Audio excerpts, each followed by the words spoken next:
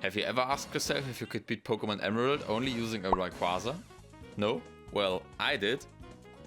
Rayquaza is a really strong Pokémon with a total base power of 680, with 150 points in attack and special attack each, making it an aggressive beast. His level up moveset has some strong attacks.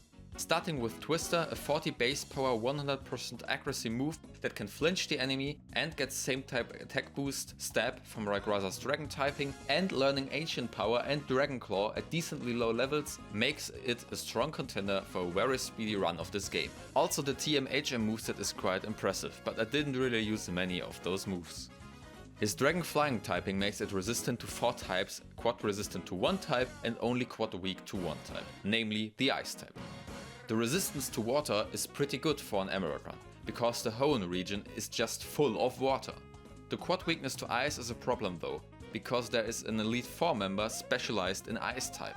And also the champ has some ice attacks under his belly. The rules for this run are as follows. I can only use Rayquaza in battle, other Pokémon are allowed outside of battle for HMs, etc. I allow myself to save right before gym and Elite 4 fights and reset to this point if necessary. No items in battle, only held items. Outside battle they are allowed. No glitches or exploits. I started by naming my character Anna J and picking up my Rayquaza from Professor Birch. I used a universal Pokémon randomizer to replace Torchic, so my rival would take Mudkip. But there was no real reasoning behind this, since all 3 starter Pokémon can't do much to Rayquaza. Anyway, I named my Rayquaza Tyquaza. It has the ability Airlock, which negates weather effects, and it has a lax nature, meaning it has increased defense but decreased special defense. In the first rival battle, Ty totally destroys Brandon's Mudkip with 2 Twisters, not taking any damage. After gaining some levels by training up on the trainers on the way, I did my first Roxanne attempt at 35 minutes and level 12. I was able to take down her Geodudes quite easily, but the Nosepass gave me some trouble with Rock Tube.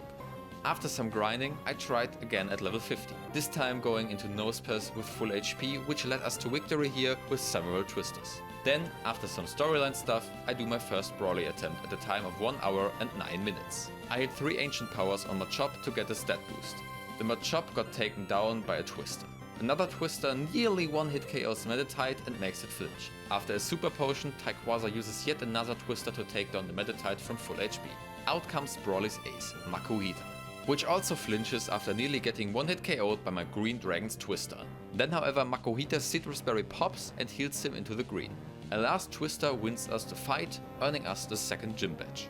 Most stuff that happens until the next Brandon fight is just not worth talking about. We just sweep through all enemies with Twister. Like I already said, Ty is an aggressive beast. Oh, and at level 20 our dragon learned Dragon Claw, which is an even more brutal dragon move with 80 base power and 100% accuracy.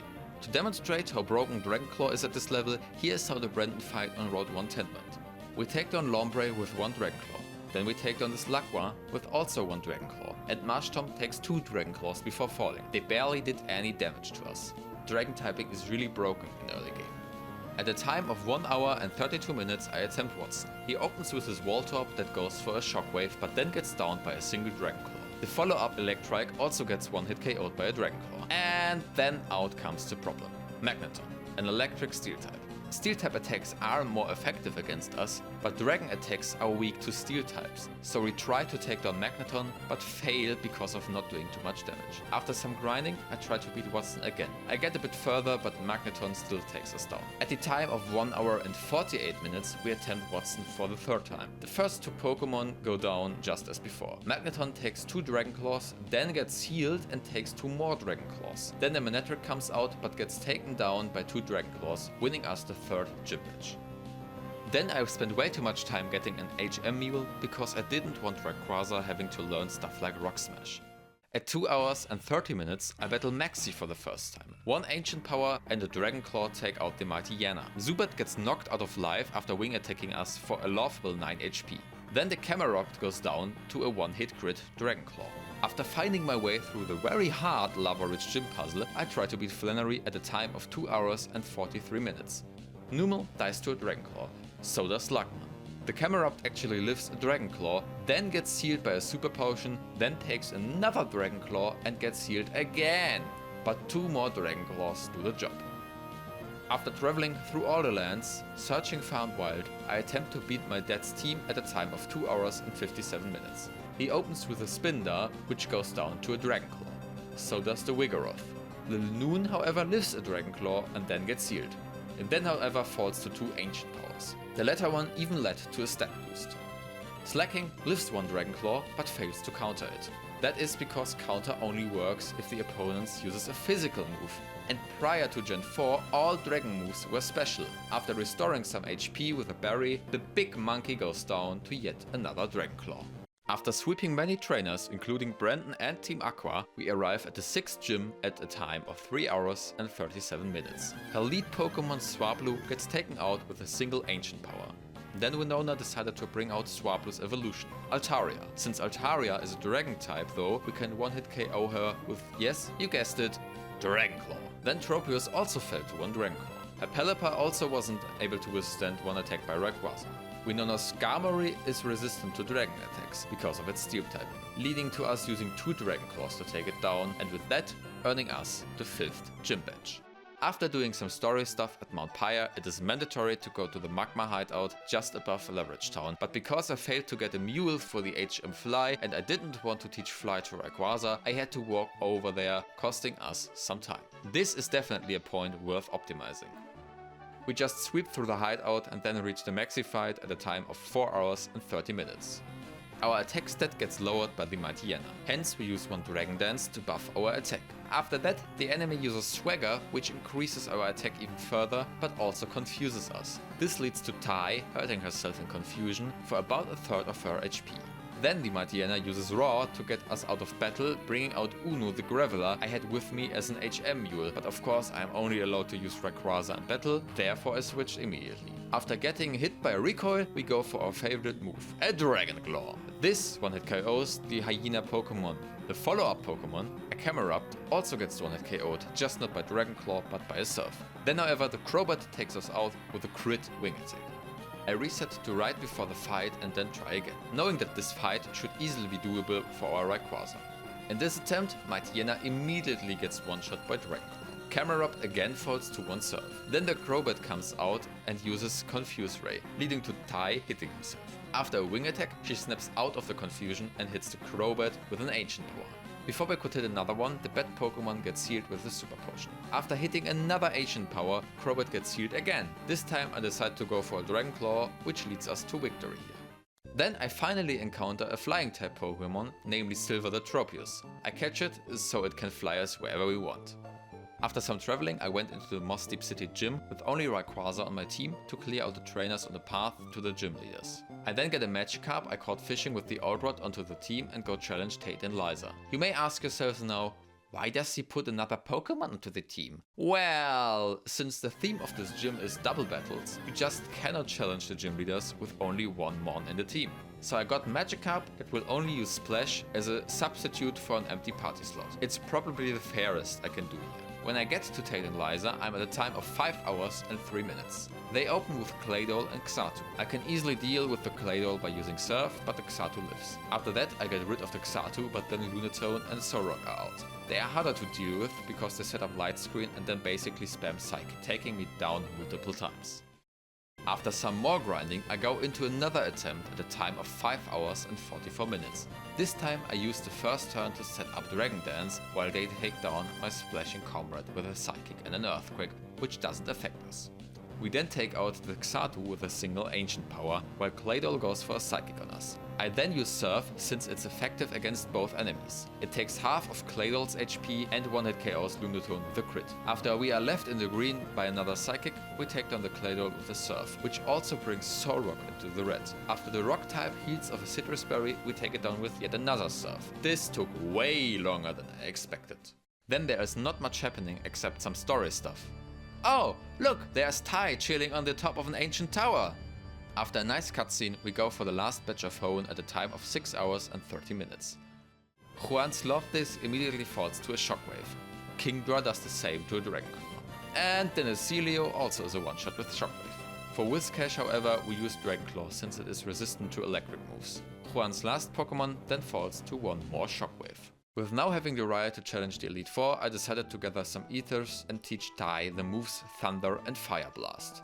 Thunder Shock and Flamethrower would have been more reliable, but to get them I would have to grind in the game corner. So at level 56, in a time of 7 hours and 18 minutes, I take my first shot at the league. We get through Sydney quite easily by burning down his 2 grass-type Pokémon and Dragon Clawing through the rest of his team. PHOEBE is a whole other story though.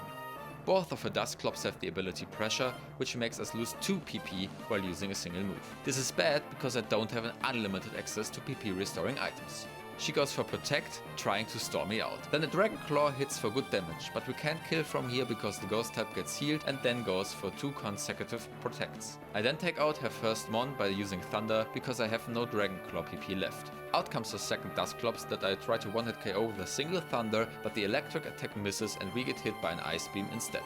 Left at half HP, I go for another Thunder, but I only take half of his HP. Then a second Ice Beam takes down our green friend. At this point I realized that this run could be harder than expected because of the Elite Four member after PHOEBE. Glacier, the Ice-type specialist. Like mentioned at the beginning, this is where our quad weakness to Ice really could hamper us. I try once more and like before I defeat Sydney, but without taking any damage. The second PHOEBE attempt goes like this. Her first Dusclops uses Protect to avoid getting hit by Thunder, but her second Protect fails, which gives us the opportunity to hit a Dragon Claw. Since Dusclops was left in red health, she gets healed to full HP, but Tai directly brings her down into the yellow with a Thunder. After another round of Protect, we take down the one-eyed Mon with a Dragon Claw. A crit, by the way. The second Dusclops immediately falls to a Thunder crit. Nice! For once the luck is on our side. Her Banette takes a Dragon Claw and hits a Shadow Ball on us before going down to another Dragon Claw. PHOEBE's Sableye is a one-hit KO with a Dragon Claw, and the second Banette shares Sableye's fate, leading us to victory over the second Elite Four member. How often did I say second here? Anyhow, I then attempted to beat Glacier. Here my strategy is basically to take down all her water types with Thunder and overwhelm the Glalie with Fire Blast. This of course only works if we hit all the moves. My first attempt went pretty well, but we missed the Thunder on her last Pokémon Walrein. This meant our death because she just went for XP. My third attempt somehow gets the job done. Celio goes down to a single Thunder. Glalie number 1 can take the heat and the second Celio shares the fate of his 2 fallen comrades after being hit by a Thunder. The second Glalie also joins the group of one-hit KO'd Pokémon. Then the big fat boss, the Walrein, comes out, gets hit by a Thunder and dies. This fight was purely luck-based, since I had to rely on all my techs not missing. Dragon Trainer Drake is a walk in the park. All his mons fall to a single Dragon Claw each. With that, we reach the final roadblock before completing the run. The champion Wallace.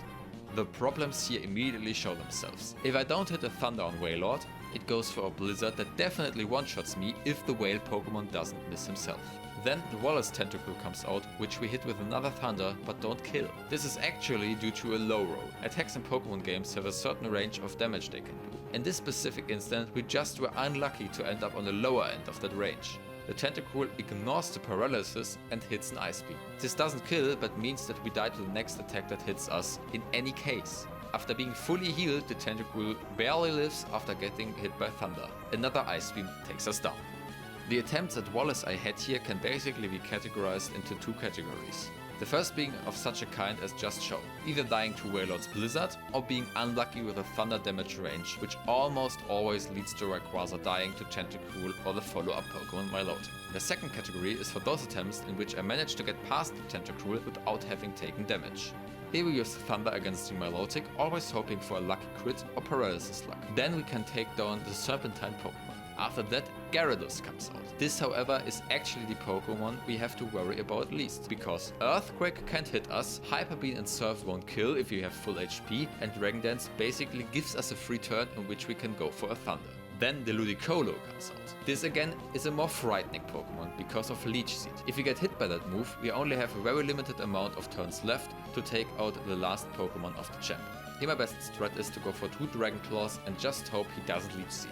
Because if he does, we most certainly lose the run. A Wishcase in itself might not be the most threatening, but when we are Leech Seeded, Wishcase only needs to do a bit of damage and tank 1 to 2 hits. With raising his special defense by using an Amnesia and getting some HP back from the Leech Seed, he has prime conditions for exactly that. In this attempt here, we nearly got the job done, but failed just in front of the finish line. After this attempt, it took me multiple dozen attempts before getting to Ludicolo once again. This drove me to the point where I leveled up even further, so we get a little damage boost, which means our Thunder now almost certainly one-hit KOs the Tentacruel. Then finally we have the run.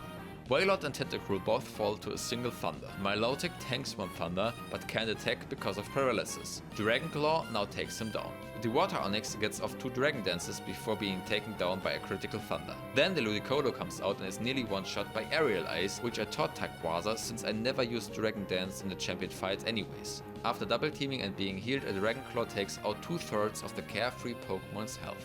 Then another Aerial Ace kills. Then the Wishcase is actually easy to take on since we didn't get Leech Seeded, so it only takes 2 Dragonclaws to defeat the champion's final Pokemon. We have done it! After a total in-game time of 8 hours and 45 minutes, and with Rayquaza at level 67, we have beaten Pokémon Emerald with only using a single Rayquaza in battle. For the most part, it was as easy of a sweep as I expected, but especially the first gym was more difficult than I thought. Also the Elite Four and the Champion were quite the brick wall, but that was to be expected. I think though I can do a better time. I definitely lost some valuable minutes because I wasn't as familiar to the games as I once was, and also some minor stuff such as not catching a flying type mule early on. So maybe I will redo this run. If you liked the video, feel free to leave a like, and if you didn't like the video, then also feel free to use the dislike button. But then please also take the time to write a comment explaining to me what it was that you didn't like. Oh, and also feel free to subscribe to my YouTube channel and ring the bell, since it's free and you will be informed about new uploads from me. Thanks everyone for watching, and maybe the other legendaries also want to see if they can beat Rayquaza's time. Who knows?